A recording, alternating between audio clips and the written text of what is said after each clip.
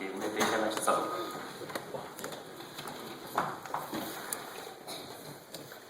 tôi chỉ biết thằng cái nhân lần này biết sự lúc sự thật ta số nó thằng cái khi biết lúc xe thằng cái ba cái biết có những biết cái chỗ cái mua thằng cái sẽ biết lúc nào rồi cái biết tao thằng cái lùng chỉ trắng mắm thằng cái mua sản phẩm biết lúc xe nu nó lúc biết lúc này đầu tan chóng nó chậm nó biết qua chỗ biết thằng cái vai chỉ sử dụng biết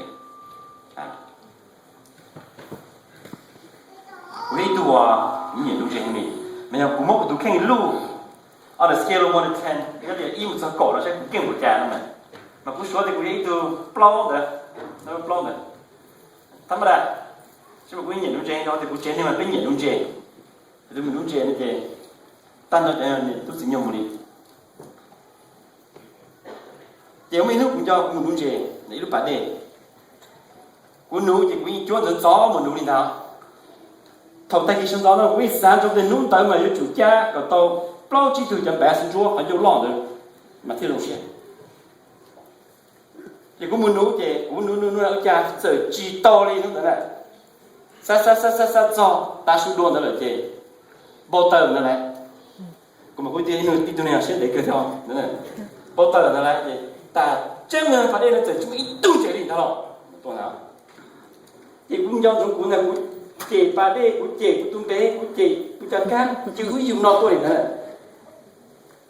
thì cái gì cũng sẽ lại trả怎么也没讲多的都找人都想到这倒是保几年都帮到你呢好他讲人怎么给保单套了也都找人保了不都得来时间这辈子是都不到是嘛对了现在哦这个是该都白是都老跟我的了cũng mà bảo tới chứ bảo tới trai mua cái đó như nó làm sao mà như都站着是的是到呢，古都那啥一大几那就到了要讲，为啥的地用的把电头了是地古等没地的样子那么样，是吗？他古保险都给到了这，你好的古站着的，你知道吗？为啥的把地把电呢？为啥的地古都没啥地古地呢？是吗？他该地的对，地古，到了不要那娘们别凭啥的呀地好地好呢。tỷ cho bé tỷ bao nhiêu tỷ siêu tỷ theo cho nhưng mà tỷ tiền này tỷ co mà lúc nào bé là một sai giờ bé tù lúc này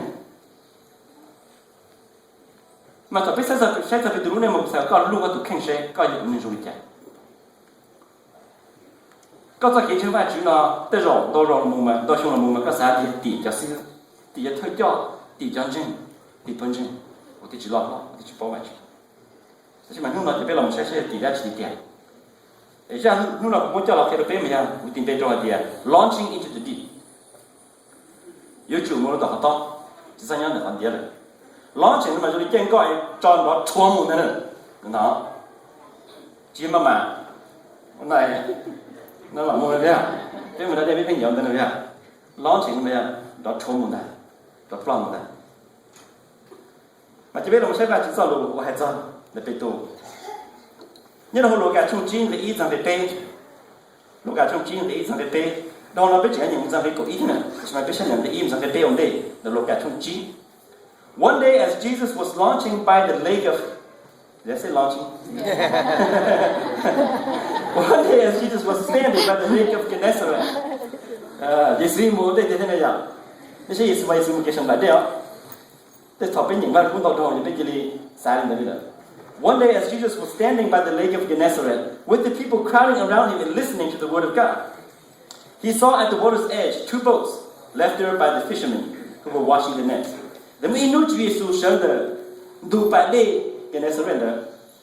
Mà nó chỉ chung tuần chỗ nữa chỉ tiếp cái gì mà nó cũng sẽ luôn sáng nó phải sao luôn nếu bỏ thì nhớ được tụi đen để怎么 có thế cho nên mình chế là cho được ông có được là ta tận muốn chúa để cho bạn là chỉ cho nên này bây giờ nói này he got into one of the boats the one belonging to Simon and asked him to put out a little from shore then he sat down and taught the people from the boat này bây giờ nói gì nếu giờ chỉ đi luôn có ông có được mà lúc mà đi game trong bây giờ Simon bây giờ phải tụi chúng ta cho nên giờ có Simon muốn lúc mà đi nhiều chế được tao hãy để một ít tao mới chỉ tao sau tao thế a little bit, isn't it? From shores. Thì nhiều tận đây sao có, Giêsu trong kia sự. Rồi thì tôi nhớ đến tôi đây chỉ chung về Giêsu, lúc stage này thì cần đến đó liền này, chúng mình chơi thô kháng gì nữa. Thế nên khi tôi chung được gì này thì Giêsu chúng tôi tiền có những giá tận đây sao, thế trong kia. Giêsu thế thì nhớ tới thế sẽ kia và chút sau. Họ có sao có thứ cũng bị observe chỉ bỏ mình cho nó này. Lúc xưa nó mà nên cố xé sản nó và chút sau là thành nhớ.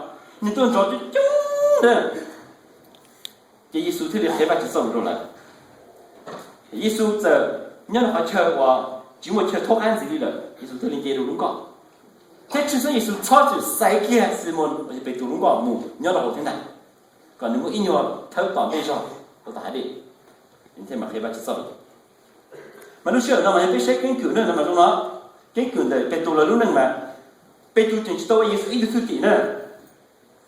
Bị tù chính ít tù nhớ nói Giêsu kia bỏ vô hai cho trời yêu hành cho thứ tỷ, cái ý tưởng để hành cho thứ tỷ thế trời yêu hành em nói Giêsu kia đó này thì nói Giêsu kia chỗ nó sẽ bỏ Giêsu chủ chỉ chỗ nó sẽ muốn chơi thì phải bị tụi nó sẽ thế mà bị tụi Giêsu họ sủng chạy rồi bị tụi nó họ được bao giờ rồi như tao tông cái sẽ cho thì Giêsu nó lên từ rồi trời Giêsu kia,但是mà còn nên chân thì tiếc lên đó sẽ được phần chân theo, mình he has a good understanding, a good head knowledge of who Jesus is. But if he is to follow Jesus full time and dedicate his life to Jesus Christ, no, he's not ready to do that yet. No. Thì nếu là nếu Giêsu là một chi nữ, Giêsu sắp tuyển để cái đường ilung con ta, và Giêsu ấy vậy, chư sinh chân tiến hành gặp lòng lo nếu mình trong những này. Bây giờ gì muốn này? The trong chín để plong cái chi của những này. When he had finished speaking, he said to Simon, "Put out into the deep water and let down the net for a catch." Như sao? Giêsu có hai đứa như thế, cũng như có lúc con nói có một lúc con là ít nhiều thất toàn đây rồi, nên là remember that verse? Như sao được cái bé vô sông đó này, đó. And asked him to put out a little from shore. Giêsu thắc là như một lúc con ít nhiều giáo rồi toàn đây rồi, chỉ tôi nói này. Các bé to get comfortable. Vậy tất cả đều là Giêsu hay nói này, Giêsu kêu ta này. Put out into the deep water. Có chỉ một con là giải kiếm một tổ to ra, bỏ vài cái chim ba mang trên này, đó, for a catch. Giêsu giáo Giêsu hay nói mà chia Giêsu biết, if you want to, you may put your boat into the deep. Put your boat into the deep. It's a command. Thế Giêsu biết, and you might catch. No. Giêsu guarantee that you will catch.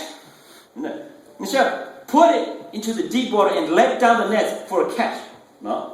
Chỉ để chắc một bỏ đua sẽ bùa ma, nó sẽ bùa ma. Mua nó có to, tại sao nó bỏ cái lúc vào ba giải gì nữa. Cho lúc mà hay khó nữa, chỉ hay nó tụi eo. Bên tụi tê đi vậy. Để chỉ này. Simon answered, "Master, we've worked hard all night and haven't caught anything." Lâu rồi master nó mà ý lo luôn respect nữa. Giờ đi vô hử tên nào đây chưa gì lo, đó, gì lo nữa nữa. Master. Họ còn gì nhiều hở kia, bê hở kia, worship kia, mình chỉ cho hết đó. Giờ lo luôn hử suy chia hở nữa. Bây tôi hay đi chơi, gì lo master. Bây tôi muốn tôn chế mỏ cái thằng nào tôi chỉ tôi khó dạ chỉ tôi từng chế này. Chỉ tôi từng chế này. Lo lúc bây tôi hay nói mình hay đi chơi. Vậy thôi. Bây giờ nên đúng chế này. Bây giờ professional fisherman này. Bây giờ nó mỏ cho cái gì này. Còn nó tôi prove để chúng mình chế này. Đúng không? Vì lý giải, để bây giờ lúc này mà bây giờ bố để bây giờ it's professional fisherman. Bây giờ lúc này mà bây giờ họ là lùa cho, chỉ đồng chí cho là mua nọ thế này, đó, that's his career. Chỉ vì như vậy thì bây giờ professional fisherman nữa. Lúc bạn đây bây giờ nhỉ, nung đồng chí này. Chỉ lúc bạn đây là bây giờ như bố họ to, bố họ đá, bố họ điệp, bố sinh như họ từ, dạng chỉ từ như họ từ, thổ quá chưa lỏng lỏng lỏng năng, chẳng tu, chèn gõ từ như bố ta đi này. nhớ thì chỉ muốn nó bà đây là mình sẵn nữa cái bây giờ tôi là nó chỉ muốn nó choice nữa ok tôi không chịu được sẽ đi chịu nó đi chịu tiếp xúc của tôi thì hiện giờ bà đây là khách tôi nó chỉ biết bà đây khách tôi nào it's back to your league it's a big one your league nè cứ đúng nè thì con lúc này bà đây là khách tôi con nè dùng nụ bút thấu con mình nhiều tôi lò làm sao nó cứ dính này lò rồi nè nó in ra này to nè em lúc đó con nụ chỉ to chỉ có trái nó có tiền yeah cái bỏ chỉ ra số chỉ họ nói xem mà nó có thể tiền của đi chạy nhìn trên mua giá hai con lục này tiền nó thì biết tiền phải để cái chỉ to xuống này nụ bút thấu mình tôi lò là chạy hai con lục lúc bà đây mà họ từ xa từ sảnh từ to họ từ tía họ từ trong đi chạy thổi chuột lông có chuột lông đi chạy bếp bóng ta như này, thế mà hai đi co. Thế mà vì被读音nó,音爆耶稣我自己，nó耶稣khi nào耶稣被读音整hư耶稣，呢？而且你读只耶稣嘛还叫路快闹的呢，你这么，个我包的鬼灵的呢，lúc bà điên rồi cũng thêm bà điên ăn tông xuống này, vậy à? Đâu rồi cũng đâu để chạy luôn mà này này, cũng đâu tuổi nhau rồi tay lúc rồi, còn lại bao để ít rồi họ là một vấn đề. Giờ cái bao sao kiến nó mà làm sao? Yo, giá trị bao được, bây giờ mà cái phải chỉ tàu xuống nó, này, bây giờ, tức là người ta hay rồi thế này bây giờ, nhưng mà những bao số sao kiến số họ chơi số lúc nào cũng chế này, này, đâu là tụi mình hay thế nào? Chỉ bị tụi mà bị tụi chưa bị tụi gần co đi đó họ thì vì Giêsu ya ít tụi này chỉnh chỉnh, bị tụi hư, họ ya thì bị tụi tay như bị tụi sẽ gì giờ, cao mai thì có được cũng này, này. Ok, thì Giêsu hay thì có một con là giá cả bao giờ em ba man chế. Giêsu thì bây giờ nó chỉ im rồi, nhưng nó chỉ có ý họ chỉ là sao đó all night fishing zero fish Jesus, you understand that? Tại vì bây giờ họ mua, họ bây giờ họ hư Giêsu thằng khác thì bây giờ thì ok, yeah, we'll try. Này chỉ nói rằng được một bây giờ thế này nữa. But because you say so, I will let down the nets. Vì họ có nhiều tụ hai quả cú, muốn có trái có một tụ họ to, để bỏ vào ý dùng gì? Vì họ có hai rồi thì cũng theo uổng nữa, sao? It's a special occasion, it's a special permission nữa. Để mà làm này, họ có chữ sinh nữa, Giêsu nữa, thì quả, giờ là tôi mà có chữ quả nữa. I know this lake better, đúng không? Chỉ vì cái hai này ok mình, đâu mà muốn có trả một tờ họ to rồi chứ, ngồi đó tờ họ to rồi là nó bỏ vào đâu luôn này, cái chỗ này. Chỉ là sao bị tụi tôi khi xưa bị tụi chỉ sao ôn là vì bị tụi sao thì bị tụi bao trâu, chế trâu, bỏ trâu, một本事trâu liền này, tôi chỉ trâu rồi,但是mà gian bên cái hai này, yeah, là gì cái hai, đúng không? Chỉ là yes.